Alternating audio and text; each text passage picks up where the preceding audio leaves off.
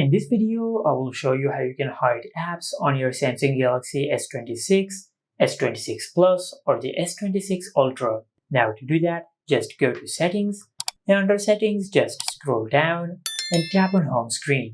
Under the Home Screen settings, you will find the option for Hide Apps on Home Screen and App Screen.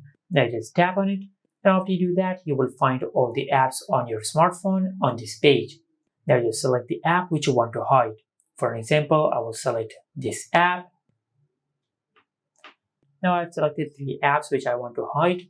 Now just tap on Done. Now after you do that, the selected apps will be hidden from your home screen and also from the app drawer.